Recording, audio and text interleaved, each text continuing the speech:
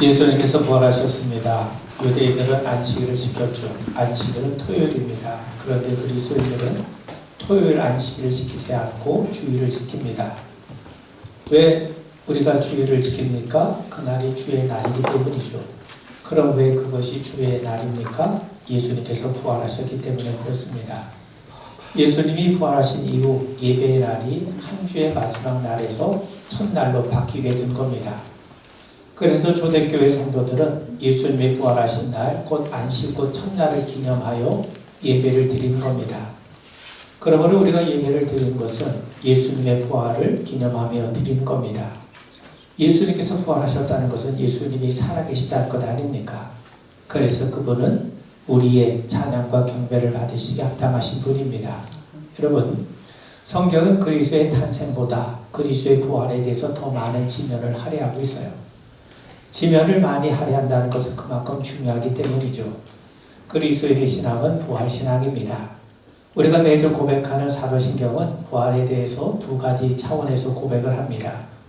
첫째는 본디오 빌라도에게 고난을 받으사 십자가에 못 박혀 죽으시고 장사한 지 사흘 만에 죽은 자 가운데에서 다시 살아나시며, 부활은 과거의 사건입니다. 즉 2000년 전에 우리와 똑같은 몸으로 오신 예수님께서 십자가에서 실제로 죽으셨고 부활하셨다는 겁니다. 그리고 두 번째는요, 거룩한 공예와 성도가 서로 교통하는 것과 죄를 사하여 주시는 것과 몸이 다시 사는 것과 영원히 사는 것을 믿사옵나이다. 부활은 미래의 사건이라는 겁니다. 즉 모든 성도들이 우리 예수님처럼 부활하게 된다는 겁니다. 예수님 부활하심으로 잠자는 자들의 첫 열배가 되셨어요. 이후 그리스도인들 역시 그리스도 예수를 영접한 모든 백성들은 다 차례로 부활의 열매를 누리게 될 겁니다. 여러분, 부활은 과거와 미래뿐만 아니라 현재까지 아우르는 하나님의 구원의 역사입니다.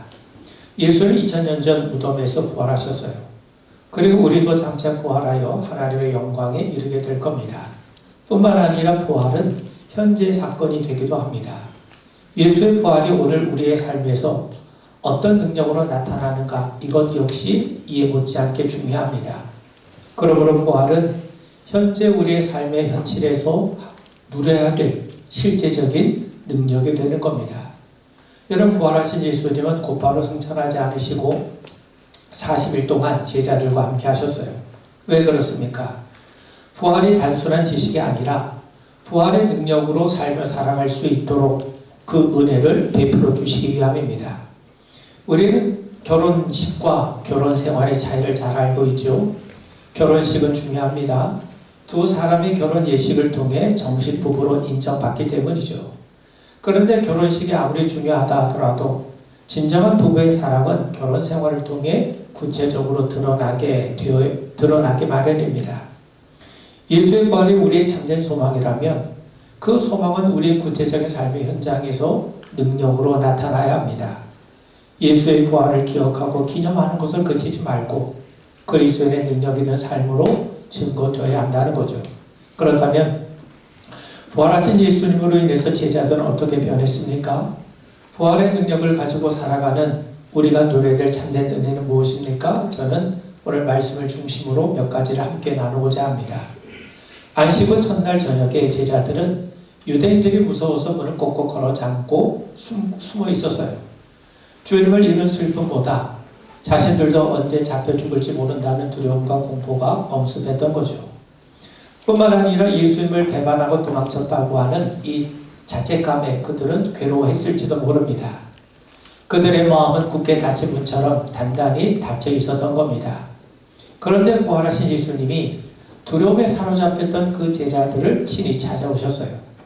그들은 문을 걸어 잠그고 꼭 숨어 있었지만 예수님은 아무런 방해도 받지 않으시고 들어오셔서 제자들 가운데 서 계십니다. 여러분, 세상의 그 어떤 것도 우리를 찾아오신 예수님을 방해하거나 가로막을 수 없습니다. 우리가 아무리 문을 굳게 걸어 잠궈도, 우리가 어떤 혼란과 두려움에 처해 있다 하더라도 예수는 여전히 우리의 삶의 한복판까지 찾아오고 계심을 우리 분명하게 믿게 되길 바랍니다. 어떤 아이가 방금 괴물 영화를 봤어요.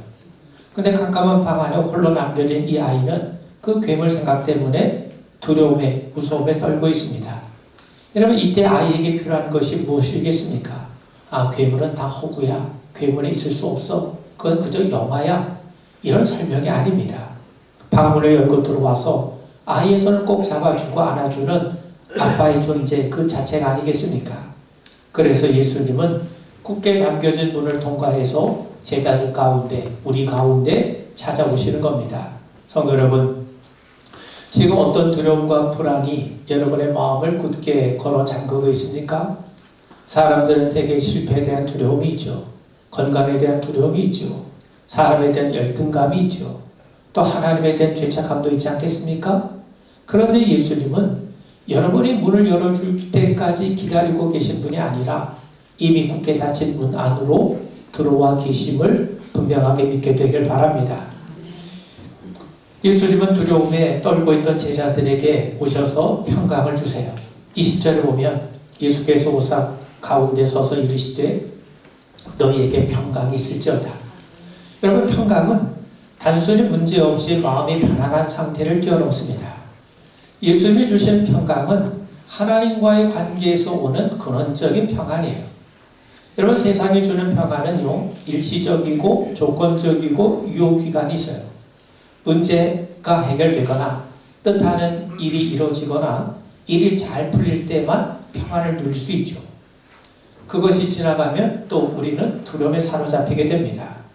반면 예수님이 주신 평안은 하나님의 임재로 얻어지는 평안이에요. 주님이 늘 우리와 함께 하시기에 평강의 왕이 우리와 함께 하시기에 그 평강으로 인해서 우리는 늘 평안할 수 있다는 거죠. 사도행전 12장에 보면 헤롯이 야고 사도를 죽여요. 그러자 백성들이 환호합니다. 그래서 여기에 고무된 헤롯이 이번에는 베드로를 죽이기 위해서 그를 감옥에 쳐넣게 됩니다. 베드로는 다음 날이면 죽임을 당할지 모르는 위급한 상황에 처해 있어요. 그런데 성경은 베드로가 두 명의 군인들 사이에서 사슬에 묶인 채 아주 깊은 잠에 빠져 있다고 말씀하고 있죠. 얼마나 깊이 곤히 자든지 천사가 옆구리를 쳐서 깨워야 될 정도였어요. 여러분 생각해 보세요. 내일 죽을지도 모르는 그런 상황인데 잠이 오겠습니까? 그런데 그런 순간에도 베드로가 곤히 잠을 자고 있었다는 거예요. 베드로의 성격이 원래 대범하고 낙천적이기 때문에 그런 겁니까? 그렇지 않습니다. 아무리 낙천적인 사람도 대범한 사람도 내일이 당장 죽음인데 어떻게 평안할 수 있습니까? 원래 베드로가 잠이 많았던 사람이기 때문에 그렇습니까? 그렇지도 않아요. 그렇다면 설명은 그가 평안할 수 있었던 설명은 단 한 가지밖에 없어요. 하나님의 그에게 주신 평강이 있었기 때문이죠. 여러분 베드로는 알았어요. 자신의 생명이 헤롯에게 있는 것이 아니라 하나님의 손에 달려있다는 것을 분명히 알고 있습니다. 왜냐하면 일찍이 예수님께서 베드로에게 소명을 주시면서 뭐라고 말씀하냐면 네가 젊어서는 스스로 띠띠고 늙어서는 네 팔을 벌리게 됐다고 말씀해요. 여러분 스스로 띠를 띈다는 말은요 당시 사람들이 입었던 옷이 굉장히 길었거든요. 그래서 긴 옷에 띠를 두르는 행위입니다. 우리로 말하면 벨트를 묶는 행위죠. 자, 자기 옷은요 남이 해주지 않습니다. 자기 옷은 자기가 띠를 띠게 되죠. 그러므로 젊어서 스스로 띠를 띈다는 말은 젊었을 때는 그리스도를 알기 전에는 네 마음대로 자기 마음대로 살았다는 걸 얘기해요. 반면 늙어서는 팔을 벌린다는 말은요 이제 예수를 만난 이후에는 너는 네 마음대로 살 수 없다는 겁니다. 자 여러분 팔을 벌리는 행위를 한번 생각해 보세요. 팔을 벌리는 행위는요 한 가지 장면을 떠오르게 합니다. 그게 뭐냐면 십자가예요. 십자가에서 예수님은 두 팔을 벌리시고 못에 박혀 십자가에 매달림을 받지 않았습니까? 자, 왜 예수님께서 그 말씀을 베드로에게 들려주셨냐면 요한복음 21장 19절에 보면 이 말씀을 하심은 베드로가 어떠한 죽음으로 하나님께 영광을 돌릴 것을 가리키심이로라. 자, 예수님은 베드로가 젊었을 때는 자기 마음대로 살았지만 예수 부활 이후에 주님의 부르심을 받고 난 이후에는 마치 십자가에 두 팔이 고정된 것처럼 예수님께 철저하게 붙들린 삶을 살게 될 것을 말씀하신 겁니다. 그렇다면 여러분 예수님께 붙들렸다는 건 뭐겠습니까? 내 삶뿐만 아니라 내 죽음조차도 하나님의 주권하에서 이루어진다는 것을 의미하지 않겠습니까? 여러분, 어떤 목사님이 임종 직전에 이렇게 고백을 하더라는 겁니다. 내가 젊었을 때는 내가 하나님을 붙잡고 살아왔습니다. 그런데 늙어선 알고 보니까 내가 하나님을 붙잡은 게 아니라 하나님이 나를 붙잡아 주셨다는 거예요. 그리고 지금 생각해 보니까 내가 하나님을 붙든 것보다 하나님이 나를 붙든 것이 훨씬 안전했다는 겁니다. 여러분, 길을 갈 때 아이가 엄마의 손을 붙잡은 것보다 엄마가 아이 손을 붙잡는 것이 훨씬 안전하지 않겠습니까? 베드로는 지금 감옥에 있지만 자기의 생명이 어찌 될 수 없는 불확실한 상황에 처해 있지만 베드로는 깨달았어요. 내 삶이 철저하게 하나님의 손에 달려있구나. 헤롯이 나를 죽이는 것 같지만 세상의 권력이 아니라 하나님의 주권 하에서 내 삶이 이루어지고 있구나. 그걸 믿고 그걸 붙든 결과 그는 그 가운데에서도 평안을 누릴 수 있었다는 겁니다. 여러분, 예수님 말씀하시죠. 평안을 너에게 끼치노니 곧 나의 평안을 너에게 주노라. 내가 너에게 주는 것은 세상에 주는 것과 같지 아니하니라. 너희는 마음에 근심하지도 말고 두려워하지 말라. 문제 앞에 문제를 바라보면서 두려워하는 것 대신에 문제보다 더 크신 하나님을 바라보는 용기가 우리 안에 있게 되길 바랍니다. 여러분, 감옥의 천사를 보내셔서 베드로를 깨우셨던 하나님의 손길이 우리의 삶에도 동일하게 역사하실 것을 믿으세요. 베드로의 생명은 헤롯에게 있는 게 아닙니다. 하나님께 있는 거예요. 하나님이 막으시면 아무리 세상의 권력이라 할지라도 우리를 어찌할 수 없음을 믿게 되길 바랍니다. 이처럼 하나님을 믿기 때문에 부활의 소망이 있기 때문에 우리는 용기와 거룩한 배짱을 부릴 수 있는 겁니다. 여러분, 어떤 말기암 환자분이 주변의 예상과는 달리 아주 놀라운 평온을 유지했어요. 사람들이 그 비결을 묻습니다. 그러자 그분이 미소를 지으며 이렇게 대답하더라는 겁니다. 여러분, 무덤이 비어 있잖아요. 예수님이 부활하시고 예수님이 살아계시다면 제가 지금 여기서 눈을 감아도 내가 주님 곁에서 주님 옆에서 다시 내가 눈을 뜰 것을 압니다. 제 미래가 이렇게 확실히 보장되었는데 지금 불안해할 이유가 뭐가 있겠습니까? 하고 대답을 하더라는 겁니다. 여러분, 이것이 부활의 능력이 우리 일상에서 발휘되는 순간 아니겠습니까? 부활하신 예수님께서 지금 우리 모두 우리 곁에 이 자리에 함께 서 계십니다. 주님은 우리에게 스스로 진정해라 이렇게 말씀하지 않으세요. 대신 그분 자신이 우리의 평안이 되어주십니다. 여러분, 참된 평안은 상황이 바뀌었기 때문에 평안이 유지되는 것이 아니라 평강의 왕이신 그리스도 예수를 내 삶의 주인으로 모실 때 시작이 됩니다. 여러분, 죄의 본질이 뭡니까? 하나님을 떠나서 다른 곳에서 생명과 평안을 찾고자 하는 시도 아니겠습니까? 창조주 하나님이자 생명의 근원이신 하나님과 단절되면 우린 본질적으로 노숙자 상태에 빠지게 돼요. 우린 그 공허함을 세상으로 채우려고 하지만 세상이 결코 아버지 하나님의 품을 대신할 수 없습니다. 여러분, 부활은 죽고 나서의 경험하는 미래의 사건이 아닙니다. 부활하신 예수님이 지금도 우리와 함께 하시기 때문에 우리는 감옥 같은 현실 속에서도 우리는 평강을 누릴 수 있는 것 아니겠습니까? 아멘. 세상은 우리에게 너 돈이 없으니 얼마나 불안해하냐, 너 병들었으니 절망해라 이렇게 강요하지만 부활의 주님은 우리에게 말씀하세요. 내가 너에게 평안을 주노라. 내가 세상을 이겨노라. 그러니 내가 너와 함께한다. 나로 인해서 평안을 누려라. 그 평강의 기쁨이 오늘 우리 안에 채워지기를 주님의 이름으로 축원을 드립니다. 여러분, 예수님의 부활은 죄의 담을 허물고 참된 용서를 얻게 하셨어요. 죄의 본질이 뭡니까? 하나님과 우리가 분리되는 거예요. 단절되는 거예요. 그런데 인간은 스스로 힘으로 하나님과 화해할 수 없고 하나님으로 나아갈 수 없죠. 그래서 아담이 나무 그늘 뒤로 숨었던 것처럼 죄된 인간은 죄책감과 두려움 속에서 하나님을 피하는 존재가 되고 마는 겁니다. 그런데 예수님의 부활은 그분이 짊어지신 십자가의 대속이 완벽했음을 우리에게 보여줘요. 부활을 통해서 우리는 정죄함에서 벗어나서 하나님을 다시 아버지라 부를 수 있는 자녀의 권세를 회복하게 되었음을 믿으셔야 됩니다. 바울은 로마서 4장 25절에서 말씀하기를 예수는 우리가 범죄한 것 때문에 내줌이 되고 또한 우리를 의롭다 하시기 위하여 살아나셨느니라. 예수는 우리의 죄 때문에 죽으셨지만 우리를 의롭게 하시기 위해서 하나님 앞에 받아들여지게 하시기 위해서 부활하셨다는 거예요. 만약 예수님이 부활하지 않으셨다면 십자가는 실패로 끝나는 거예요.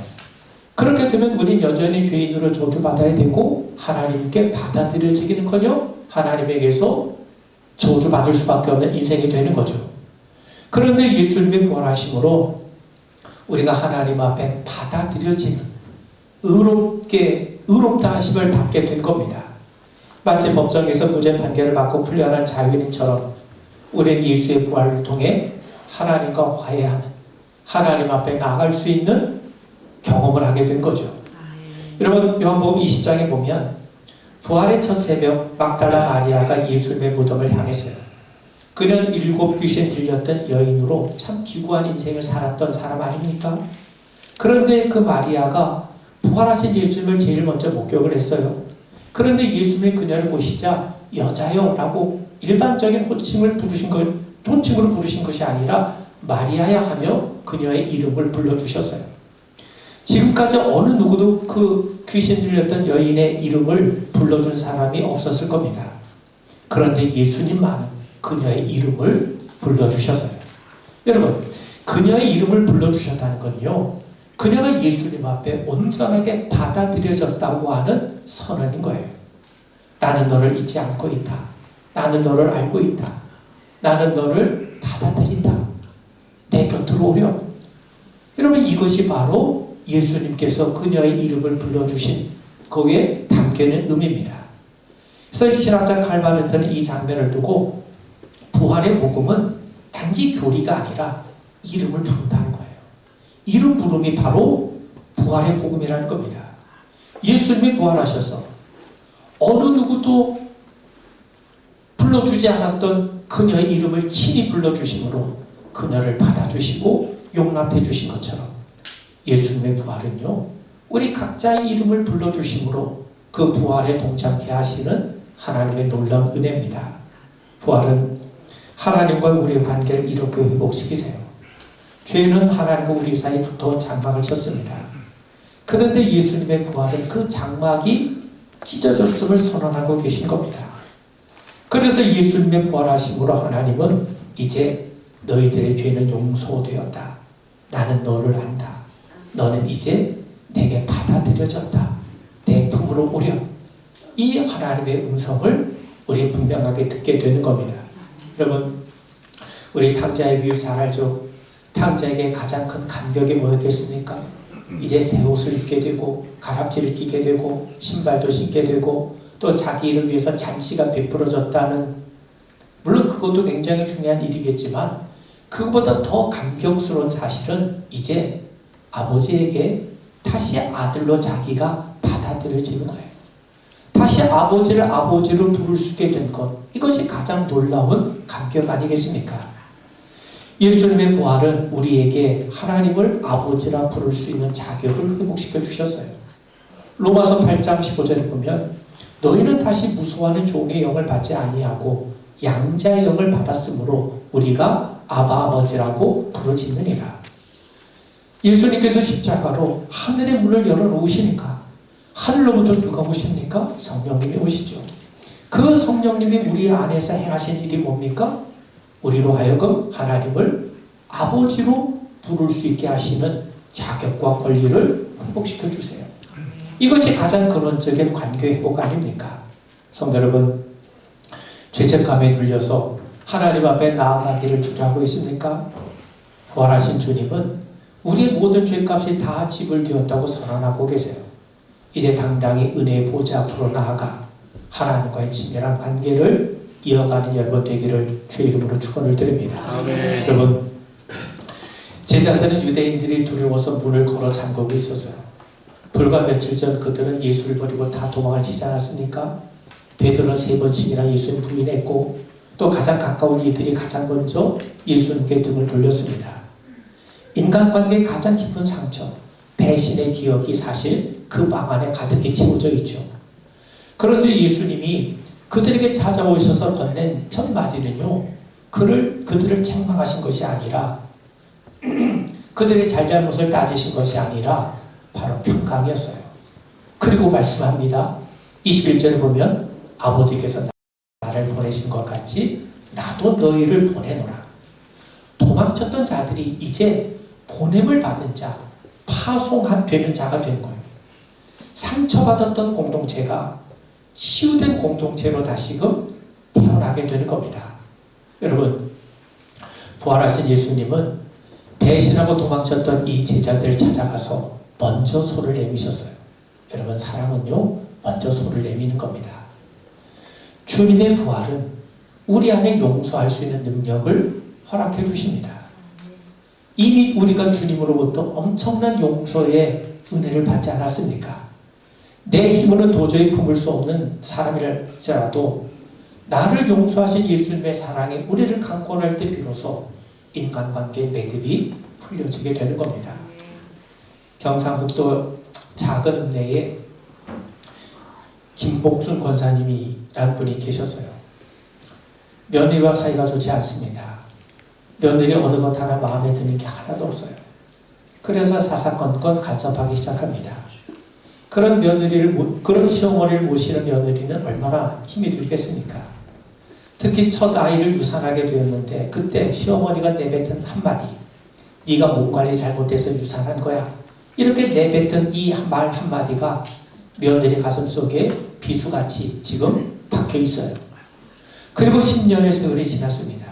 그런데 부활절을 맞이해서 부활절 예배를 드리면서 이 김복순 권사님은 무덤 앞에서 막달라 마리아의 이름을 불러주시는 예수님의 장면에 대해서 읽게 되고 그 장면에 대해서 말씀을 듣게 됩니다. 그때 목사님 이런 설교를 했다는 거예요. 예수님은 부활하신 후 가장 먼저 상처 입은 자를 찾아가시고 그의 이름을 불러주셨습니다. 지금 여러분 곁에 여러분이 상처 입은 사람이 혹시라도 있습니까? 그 말씀을 듣는 순간 이 권사님은 며느리 얼굴이 떠오르기 시작했다는 거예요. 그 특별히 며느리가 유산하던 날 자신이 내뱉은 말이 얼마나 잔인한 말이었는지 10년 만에 처음으로 깨닫게 되었다는 거예요. 그녀는 예배 내내 눈물을 흘렸어요. 그리고 집에 돌아와서 부엌에서 며느리가 가장 좋아하는 된장찌개를 끓였다는 겁니다. 그리고 밥상을 차려놓고 실로 처음으로 며느리 손을 잡고 말을 해요. 아가, 내가 그때 그 말을 해서 정말 미안하다. 얼마나 마음이 아팠을꼬. 내가 잘못했다. 그러면서 며느리의 손을 잡고 하염없이 눈물을 흘려요. 그렇게 이 시어머니와 며느리가 함께 눈물을 흘리기 시작합니다. 밥상 위에 된장찌개가 식어가는 줄 모르고 한참을 울었다는 겁니다. 여러분, 부활의 사랑을 깨달을 때 용서화해는 능력으로 나타나는 겁니다. 예수님은 이 능력을 확실히 하기 위해서 우리에게 누구를 보내십니까? 성령을 주신 거예요. 22절 23절에 보면 이 말씀을 하시고 그들을 향하사 숨을 내쉬며 이르시되 성령을 받으라. 너희가 누구의 죄든지 사하면 사해질 것이요 누구의 죄든지 그대로 두면 그대로 있으리라. 여러분, 주님은 부활의 능력을 통해 우리에게 용서할 수 있는 능력, 즉 성령을 주셨습니다. 그러므로 예수님의 부활은 우리의 인간관계를 회복시키는 능력이 됩니다. 하나님의 용서를 경험한 사람만이 다른 이들을 용서할 수 있게 되는 것 아닙니까? 여러분, 평강을 주신 주님이 성령으로 누군가의 허물과 잘못을 용서하게 하심으로 하나님과의 관계가 회복될 뿐만 아니라 사람과 사람 사이에서도 관계를 회복하고 평강을 누리게 하심을 우리 분명하게 믿게 되길 바랍니다. 여러분, 부활은 지금 죽음 이후의 세계, 영혼의 구원, 천국의 소망을 갖게 하죠. 그런데 부활의 능력이 여기서 멈추지 않습니다. 예수는 몸으로 부활하셨고 우리도 몸의 부활을 믿습니다. 몸으로 부활하신 예수님은 제자들에게 내 손과 발을 만져보라고 하시죠. 구운 생선도 친히 드셨어요. 부활은 물질 세계까지 구속합니다. 그렇다면 부활신앙을 가진 우리는요, 물질을 대하는 방식이 달라져야 돼요. 바울은 말씀하기를 누구든지 그리스도 안에 있으면 새로운 피조물이라 이전 것은 지나갔으니 보라 새 것이 되었도다. 새로운 피조물은요, 영혼뿐만 아니라 물질을 대하는 방식도 새로워지게 마련입니다. 여러분, 타락함으로 아담은 하나님의 저주를 받았어요. 창세기 3장에 보면 네가 흙으로 돌아갈 때까지 얼굴에 땀을 흘려야 먹을 것을 먹게 된다. 땀을 흘려야 살 수 있다는 거죠. 뿐만 아니라 땅이 제때 소산을 내지도 않습니다. 그러다 보니까 인간은요, 더 많은 것을 소유하는 일에 집착하게 되는 거예요. 그런데 예수님의 부활은 온 우주의 주권이 하나님께 있다는 것 아니겠습니까?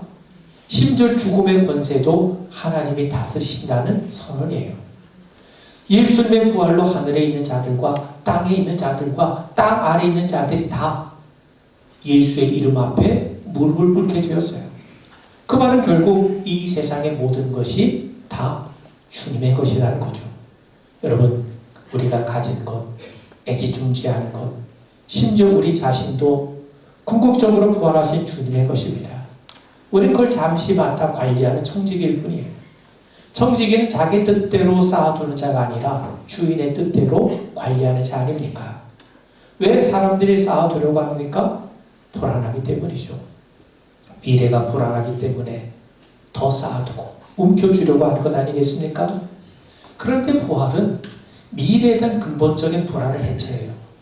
사실 죽음보다 더 큰 공포가 어디 있습니까? 그런데 예수님이 죽음을 이기셨다면, 그리고 그 죽음을 이기신 분이 우리와 함께 하신다면, 하늘과 땅과 땅 아래에 있는 모든 것을 다스린 분이 우리와 함께 하신다면, 여러분, 세상의 두려움은 사실 문제가 될 것도 없는 거죠. 그런 의미에서 여러분, 부활신앙은요, 세상의 모든 일이 미래까지도 하나님의 손 안에 있다는 확신이에요. 여러분, 예수님 말씀하세요. 염려하지 마라. 내일 일은 내일 염려해라. 우리가 그렇게 할 수 있는 거는요, 예수님이 부활하셨고 내일에도 부활하신 예수님이 우리와 함께 하시기 때문에 가능한 것 아닙니까? 우리의 모든 삶, 심지어 생명과 미래까지도 주님의 손 안에 있음을 믿으십시오. 그 믿음이 있는 자들이 움켜진 손을 펼 수가 있는 것 아니겠습니까? 그래서 부활신앙을 가졌던 초대교회는 물질을 함께 나눴어요. 사도행전 2장에 보면 믿는 사람이 다 함께 있어 모든 물건을 서로 통용하고 또 재산과 소유를 팔아 각 사람의 필요를 따라 나눠줬다고 말씀하죠. 이건 공산주의가 아닙니다. 강제적인 분배가 아닙니다. 부활하신 예수님을 만난 사람들의 자발적인 반응인 거죠.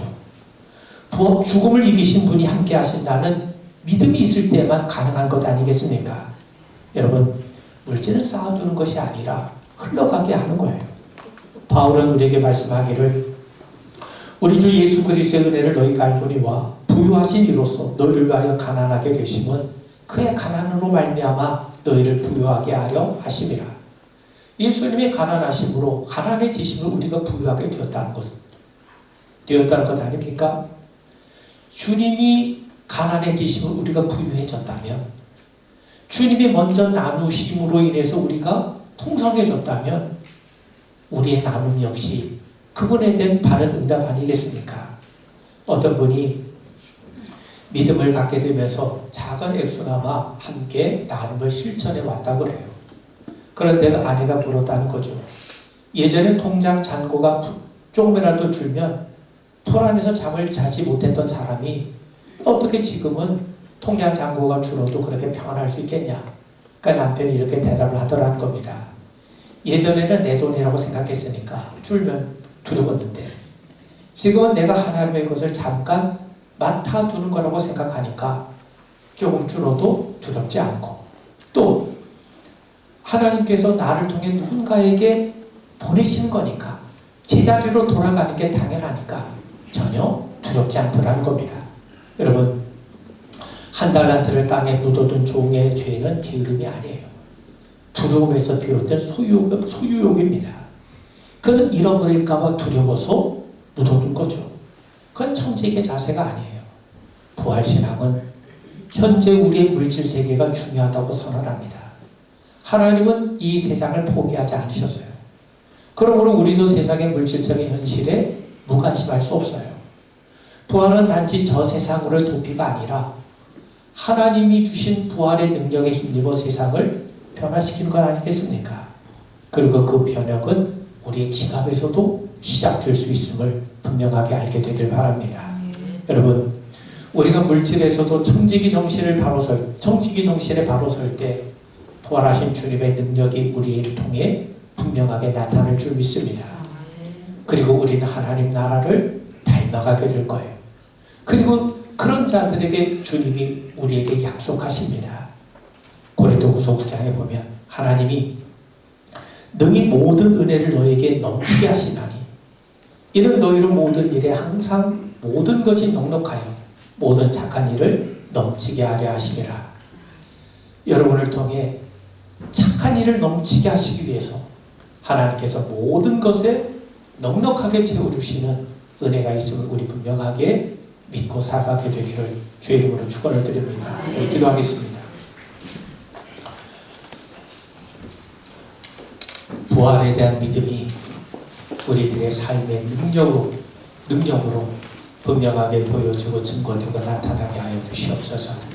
하나님 아버지, 관념적으로 부활을 믿는 것이 아니라 우리의 삶을 통해서 온전히 부활을 믿고 부활의 능력에 힘입어 살아가는 우리 성도들 되게 하옵소서. 예수님 이름 받들어 간절히 기도하옵나이다. 아멘.